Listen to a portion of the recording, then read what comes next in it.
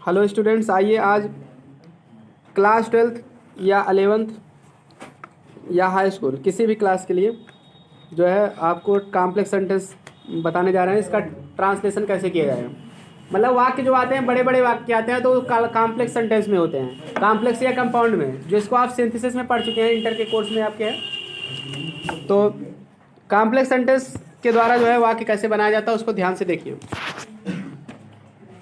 Complex sentence में एक principal clause होती है और एक या एक से अधिक सबऑर्डिनेट क्लॉज होती है। ठीक है, पहले नियम जानो, उसके बाद तब एक्सरसाइज। कॉम्प्लेक्स सेंटेंस में एक प्रिंसिपल क्लॉज होती है और एक या एक से अधिक सबऑर्डिनेट क्लॉज होती है।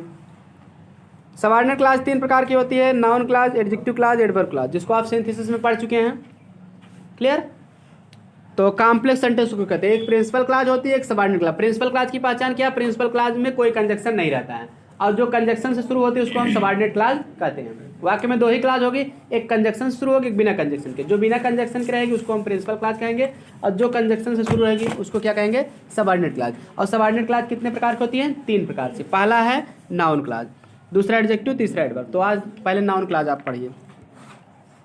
तो देखिए, नाउन क्लॉज जो है वो वाक्य में 5 जगह आ सकता है। क्लियर। जैसे नाउन क्लॉज वे सभी कार्य करती है जो एक नाउन करता है। तो नाउन 5 तरह से, नाउन फंक्शन ऑफ नाउन पढ़ेंगे, नाउन का कार्य तो 5 प्रकार से बताया जाता है। उसी तरह से 5 प्रकार से ये भी वाक्य में आ सकती है।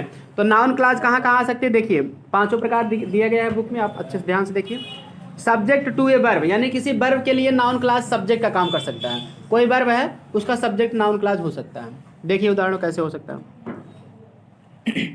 उसे मुझे मालूम है वह क्या करेगा, ये आपका हिंदी वाक्य है। इसकी अंग्रेजी देखिए, वाट ही विल डू, वह क्या करेगा, इज नोन टू मी, मुझे मालूम है। अब इस वाक्य में क्या देख रहे हो आप? डू मिस करेगा, वाट ही विल डू, वह क्या करेगा, is known to me. Is आपका क्या है? वर्ब है। और ये वाट ही विल डू ये आपका क्या है? नाउन क्लॉज है। क्लियर। एनसी है यानी नाउन क्लॉज है। तो इस तरह से इसमें सब्जेक्ट की जगह पूरा नाउन क्लॉज आया। क्लियर। अब देखिए दूसरा क्या है? यह निश्चित है कि वह नहीं आएगा, दूसरा वाक्य।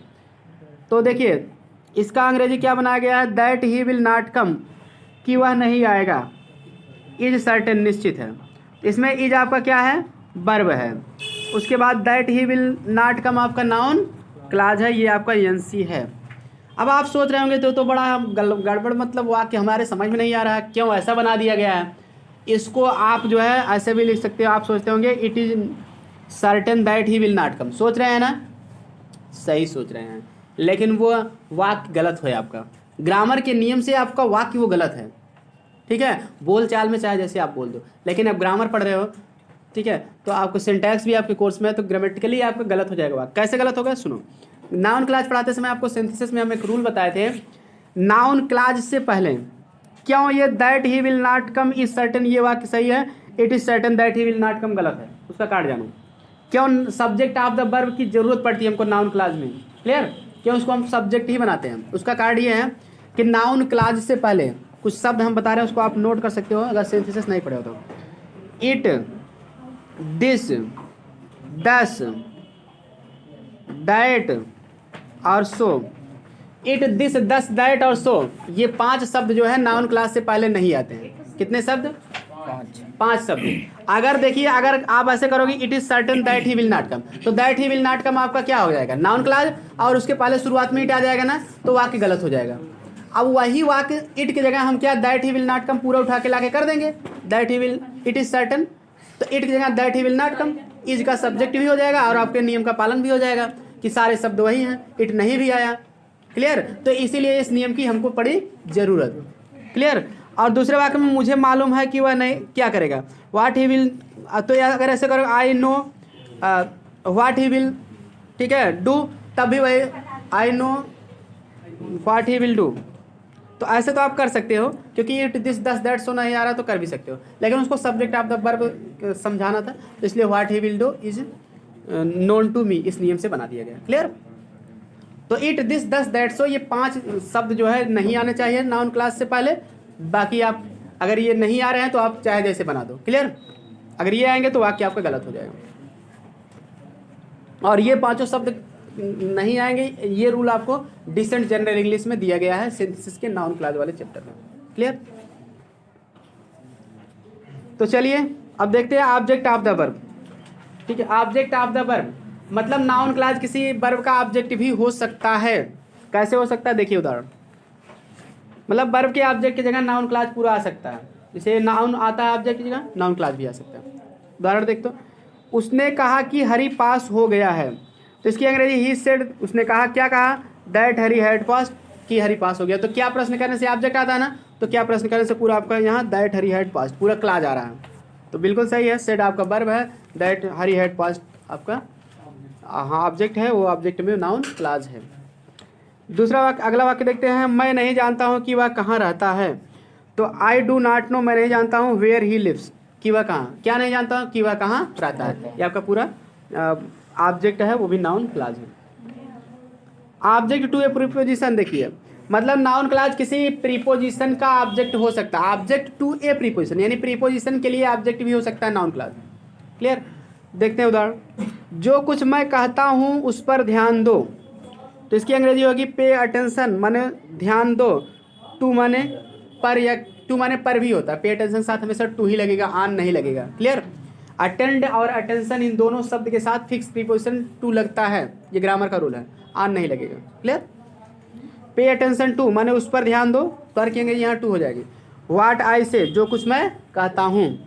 अब यहाँ क्या है देखिए, टू आपका क्या है प्रीपोजिशन है, और व्हाट आई से आपका क्या है नाउन क्लास है। तो इस तरह से नाउन क्लास प्रीपोजिशन के ऑब्जेक्ट के लिए भी आया कि नहीं आया। ठीक है, ये इस तरह से। अब जैसे आन के, कभी कभी आन के बाद भी आ सकते हैं। अब हम कहते हैं दूसरा वाक्य आपको दे दें, देखिए दिया भी है नीचे, जो कुछ तुम कहते हो मैं उस पर विश्वास नहीं करता हूँ। तो हो गया I do not rely, rely मैंने भरोसा विश्वास करना, मैं विश्वास नहीं करता हूँ ऑन व्हाट यू से, जो कुछ तुम कहते हो उस पर, आन माने पर। I do not rely on, मैं मतलब मैं उस पर विश्वास नहीं करता हूँ व्हाट यू से, जो कुछ तुमने कहा। अब इसमें देखिए क्या, आन आपका प्रीपोजिशन है ना, तो व्हाट यू से आपका नाउन क्लास है। क्लियर, क्योंकि वो प्रीपोजिशन के लिए ही तो पूरा नाउन क्लास है। तो इस तरह से हम क्या देख रहे हैं, नाउन क्लास किसी प्रीपोजिशन का ऑब्जेक्ट भी हो सकता है। अब एक बात और सुन लो ध्यान से, ग्रामर का नियम हमारा ये कहता है कि प्रीपोजिशन के बाद लिखा जाने वाला कोई भी शब्द हमेशा ऑब्जेक्ट माना जाता है। क्लियर, प्रीपोजिशन के बाद हमेशा क्या माना जाता है, ऑब्जेक्ट ही माना जाता है, शब्द हो या प्रोनाउन। अगर इसे आन के बाद आप आई नहीं लिखोगे, मी लिखोगे। क्लियर, आन हिम, बाय मी। क्लियर, मतलब प्रीपोजिशन के बाद ऑब्जेक्टिव केस का प्रयोग किया जाता है, नाउन है तो वैसे लिखा जाएगा। क्लियर, अगर फ्रेज लिखा जाएगा या क्लास लिखा जाएगा तो भी ऑब्जेक्ट ही माना जाएगा। समझ में आया, नाउन के बाद लिखा जाने, सॉरी प्रीपोजिशन के बाद लिखा जाने वाला शब्द ऑब्जेक्टिव केस में या ऑब्जेक्ट ही होता है। क्लियर, मतलब ऑब्जेक्ट ही माना जाएगा वो, अगर प्रोनाउन रहेगा तो ऑब्जेक्टिव केस में बना के लिखना पड़ेगा। अब चलिए अगला, नाउन क्लास की अगली विशेषता क्या है, कंप्लीमेंट टू ए वर्ब, या किसी वर्ब के लिए कंप्लीमेंट हो सकता है। नाउन क्लास किसी वर्ब के लिए क्या हो सकता है, कंप्लीमेंट हो सकता है। कंप्लीमेंट किसे कहते हैं, पूरक, जो वाक्य के अर्थ को पूरा करता है उसे हम क्या कहते हैं, पूरक। हाँ कंप्लीमेंट। तो चलिए उदाहरण देखते हैं कैसे इसमें कंप्लीमेंट का काम कर रहा है नाउन क्लास। देखिए, मेरा भय है कि वह कहीं अनुत्तीर्ण ना हो जाए, मेरा भय है कि वह कहीं अनुत्तीर्ण ना हो जाए। तो माई फियर इज माने मेरा भय है। अब माई फियर इज मेरा भय है, पता नहीं क्या है, अगर हम कुछ भी लिखेंगे तो वाक्य कंप्लीट तभी अर्थ देगा ना, तो वाक्य के अर्थ को पूरा करने के लिए जो शब्द आएगा कंप्लीमेंट होगा। तो अब माई फियर इज मेरा भय है, अगर हम लिख दें दैट ही में फेल, कि वह फेल हो सकता है, वह फेल हो सकता है या कहीं वह अनुत्तीर्ण ना हो जाए। बताइए कहीं हुआ ना, मेरा भय है कि वह कहीं वह अनुत्तीर्ण नहीं हो सकता है। यही वाक्य हम ऐसे भी कर सकते हैं, मेरा भय है कि वह फेल हो सकता है। बात एक ही हुआ ना, कहीं वह अनुत्तीर्ण ना हो जाए या वह फेल हो सकता है, एक ही चीज़ है ना। तो दैट ही में फेल। क्लियर, तो अब यहाँ क्या, इज आपका वर्ब था, अब दैट ही में फेल इस वर्ब का क्या है, कंप्लीमेंट है। क्लियर, अब देखिए कंप्लीमेंट कैसे है, इसको और क्लियर कर देना। कंप्लीमेंट होता क्या है कि जैसे अगर जो कंप्लीमेंट रहेगा तो जिसके लिए आएगा वो प्लस जो कंप्लीमेंट रहा, दोनों एक दूसरे के लिए ही आएंगे, एक ही रहेंगे। अगर ऑब्जेक्ट रहेगा तो एक दूसरे के लिए नहीं आएंगे। क्लियर, जैसे हम कहते हैं he gave me a book, वह मुझे एक किताब दिया। क्लियर, तो गेव मी ए बुक, ही और मी अलग है, बुक भी अलग है, तो ये मी और ए बुक ऑब्जेक्ट है। लेकिन यहाँ क्या है, अब जैसे my fear is that he, my fear is मेरा भय है, क्या भय है, दैट ही में फेल, कि वह फेल हो सकता है। क्लियर, अब देखिए यहाँ वह फेल हो सकता है और मेरा भय दोनों एक ही चीज़ है ना, फेल हो सकता है वही तो मेरा भय है, मेरा भय क्या है, वह फेल हो सकता है, दोनों एक दूसरे के लिए आए हैं, तो यही उसी को कहते हैं कंप्लीमेंट। अब जैसे दूसरा वाक्य आपको बता दें, जैसे कहते हैं आई एम ए टीचर, मैं एक अध्यापक हूँ, तो मैं क्या हूँ? अध्यापक। अध्यापक कौन है? मैं। तो इस तरह से उसमें भी क्या है? कंप्लीमेंट हो गया है teacher. You are a student, तुम विद्यार्थी हो। तुम क्या हो? विद्यार्थी। विद्यार्थी कौन है? तुम हो। मोदी ये प्राइम मिनिस्टर, मोदी प्रधानमंत्री है। प्रधानमंत्री कौन है? मोदी। मोदी क्या है? कौन है? प्रधानमंत्री। तो मोदी और प्राइम मिनिस्टर दोनों एक दूसरे क्या है? कंप्लीमेंट। मतलब क्या? Is am are was were के बाद अक्सर ये आते हैं। तो जब is am are was were के बाद आते हैं जो शब्द, वो प्लस उसके पहले वाला, दोनों एक दूसरे के लिए ही आए, तो वो कंप्लीमेंट माना जाएगा। क्लियर? तो आई होप समझ गए होंगे। चलिए देखिए अब यहाँ से वाक्य में फिर से देखिए, यहाँ क्या है? माई फियर, मेरा भय क्या है? वह फेल हो सकता है, वह फेल हो सकता है, वह क्या है? वही मेरा भय है। दोनों एक दूसरे के लिए आए हैं, इसलिए इनको हम क्या कहेंगे? कंप्लीमेंट कहेंगे। दूसरा वाक्य देखते हैं, सत्य यह है कि वह एक चोर है। सत्य यह है कि वह एक चोर है। तो इसमें क्या है? द ट्रूथ इज, सत्य है, पता नहीं क्या सत्य है। अगर हम लिख देंगे that he is a thief, तो वाक्य का कंप्लीट सेंस हो गया, इसलिए इसको क्या कहेंगे? कंप्लीमेंट कहेंगे। अब देखिए क्या सत्य है? क्या सत्य है? कि वह चोर है। वह चोर है, वह क्या है? यह क्या है? यह सत्य है। तो सत्य, वह चोर है, वह चोर है, ये सत्य है। तो एक दूसरे के लिए ही आए हैं, इसलिए हमको क्या कहेंगे? उसको कंप्लीमेंट। क्लियर? अब देखिए केस इन अपोजिशन। अब नाउन क्लास किसी केस इन अपोजिशन में हो सकता है। केस इन अपोजिशन किसे कहते हैं? एपोजिशन। What is apposition? पहले एपोजिशन समझो। एपोजिशन मतलब जो शब्द किसी नाउन की पोजीशन को क्लियर करे, उसे हम एपोजिशन कहते हैं। मतलब जो किसी की पोजीशन को क्लियर करने के लिए आता है, स्पष्ट करने के लिए, उसी को हम एपोजिशन कहते हैं। अब देखिए क्या आता है? इसका मतलब होता है समान स्थिति में होना। केस इन अपोजिशन माने होता है समान स्थिति में होना। कोई भी नाउन किसी के समान स्थिति में होता है, तो उसी तरह से यहाँ नाउन क्लास भी किसी के समान स्थिति में आ सकता है। चलिए देखते हैं एग्जाम्पल, तब समझ में आएगा। यह समाचार कि वह मर गया सही नहीं है। यह समाचार कि वह मर गया सही नहीं है। तो द न्यूज़, न्यूज़ माने समाचार, ये आपका नाउन है। क्या समाचार? कि वह मर गया। दैट ही डाइड, कि वह मर गया। इज इनकरेक्ट, सही नहीं है, एक मतलब गलत है। इज नॉट करेक्ट लिखो या तो इज इनकरेक्ट हो, दोनों बात एक ही हुआ। अब देखिए the news that he died is incorrect. अब यहाँ न्यूज़ की पोजीशन को क्लियर किया गया है, मतलब एपोजिशन का मतलब किसी की पोजीशन को क्लियर करेगा, या किसी का विस्तार करेगा, या किसी की विशेषता बतलाएगा, उसी को हम कहते हैं एपोजिशन। अब यहाँ न्यूज़ की विशेषता क्या? न्यूज़ की the news that he died, कैसा न्यूज़? कि वह मर गया। तो वही न्यूज़ की पोजीशन को क्लियर किया कि नहीं, कि वह मरा है, ऐसा वह वाला समाचार। ठीक है, वह मरा है, यही तो समाचार है। समाचार क्या है? वह मरा है। तो ये दोनों अपोजिशन में, मतलब समान स्थिति में है। इज इनकरेक्ट, यह सही नहीं है, यानी कि गलत है। अब देखिए होता क्या है कि केस इन अपोजिशन में जब हम कोई नाउन क्लास लिखते हैं तो उसका रूल सुन लो कैसे लिखते हैं। पहले हम सबसे पहले प्रिंसिपल क्लास का सब्जेक्ट लिखते हैं। सब्जेक्ट क्या है? The news. और इसमें जान लीजिए कि सब्जेक्ट आता क्या है, आपको हम सिंथेसिस में लिखाए थे। सब्जेक्ट जो है न्यूज़ आएगा, स्टेटमेंट आ सकता है, मैसेज आ सकता है, आइडिया आ सकता है, इन्फॉर्मेशन आ सकता है, फैक्ट आ सकता है, रिपोर्ट आ सकता है। क्लियर? यही शब्द जो है इसके सब्जेक्ट होते हैं। मतलब कोई खबर या विचार या कोई तथ्य या कथन, इसी से रिलेटेड वर्ड आते हैं तो उसको हम प्रिंसिपल क्लास का सब्जेक्ट बना देते हैं। उसके बाद दैट लगा के हम नाउन क्लास लिखते हैं, that plus subject plus verb. तब जो है जो वो नाउन क्लास हो गया। अब जो सब्जेक्ट बनाए हो, news, idea, message, information, report, fact, जो भी उसका सब वर्ब और अन्य शब्द आप जो है नाउन क्लास के बाद लिखते हो। क्लियर?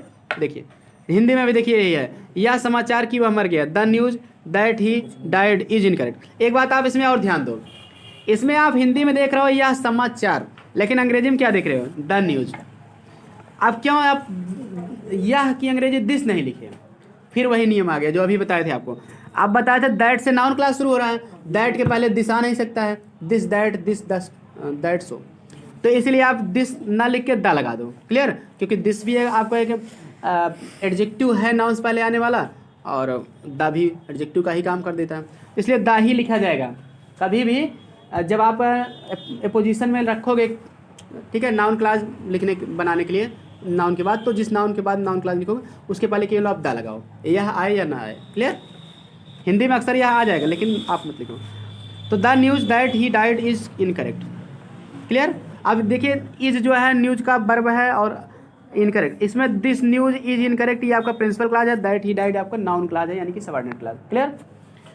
तुम्हारा कथन कि सोहन पागल है, अगला देखिए, तुम्हारा कथन कि सोहन पागल है गलत है। तो योर स्टेटमेंट, इसको आप सब्जेक्ट बना दोगे, क्योंकि सब्जेक्ट क्या, कैसा कथन कि सोहन पागल है। तो ये इसका कथन की पोजीशन को क्लियर करने के लिए आया है कि सोहन पागल है। और इसके पहले वाला न्यूज़ की पोजीशन को क्लियर करने के लिए आया था कि वह मर गया। तो इसमें दैट सोहन इज मैड कि सोहन पागल है, ये आपका नाउन क्लाज हो गया। ये प्रिंसिपल क्लाज का सब्जेक्ट है योर स्टेटमेंट। उसके बाद प्रिंसिपल क्लाज का वर्ब है इज रॉन्ग। तुम्हारा कथन योर स्टेटमेंट कि सोहन पागल है, that Sohan is mad is wrong. तो आई होप आपको समझ में आ गया होगा कि नाउन क्लाज जो है इस तरह से 5 तरह से काम करता है। देखिए नियम भी दिया है, नियम भी आप पढ़ लीजिए। नाउन क्लाज यानी संज्ञा उपवाक्य नाउन का काम करता है। नाउन की बात यह है किसी वर्ब का सब्जेक्ट, जैसे उदाहरण 1 और 2 में बताया गया सब्जेक्ट हो सकता है। अब वर्ब का ऑब्जेक्ट जैसे 3 और 4 में बताया गया ऑब्जेक्ट हो सकता है। प्रीपोजिशन का ऑब्जेक्ट हो सकता है जैसे 5 और 6 में बताया गया जो आपको समझा रहे थे। किसी वर्ब का कंप्लीमेंट हो सकता है जैसे 7 और 8 में बताया। और किसी नाउन के केस इन अपोजिशन हो सकता है जैसे 9 और 10 में होता है। एक बात और नियम 2 देखिए दिया गया है, नाउन क्लाज में प्रश्नवाचक वाक्य साधारण वाक्य बन जाता है। मतलब कोई प्रश्नवाचक वाक्य है तो साधारण वाक्य बन जाता है। साधारण वाक्य मतलब ये है कि कंजक्शन के बाद सब्जेक्ट और वर्ब लिखा जाता है, ठीक ना। कंजक्शन के बाद हमेशा सब्जेक्ट और वर्ब लिखा जाता है, जैसे इनडायरेक्ट में लिखा जाता है, तो वही साधारण वाक्य बन जाता है। क्लियर। हिंदी में आपके भले प्रश्नवाचक के हिसाब से क्या आए कौन आए, लेकिन अंग्रेजी में आप क्या आया कौन जो भी आएगा कहाँ आएगा उसकी अंग्रेजी लिखने के बाद व्हेन व्हाई वेयर जो भी लिखोगे उसके बाद सब्जेक्ट लिखोगे तब वर्ब लिखोगे, वही साधारण वाक्य होता है। अब समझ में आ गया हमारे ख्याल से। अब तो आपको कोई दिक्कत नहीं होनी चाहिए। अगर कोई दिक्कत आए तो आप बिल्कुल पूछ सकते हो कमेंट करके। और अब आपको अगली वीडियो में इसका एक्सरसाइज हम हल कराएंगे। मिलते हैं नेक्स्ट वीडियो में। वीडियो पसंद आए तो लाइक सब्सक्राइब और शेयर करें। Thanks for watching this video.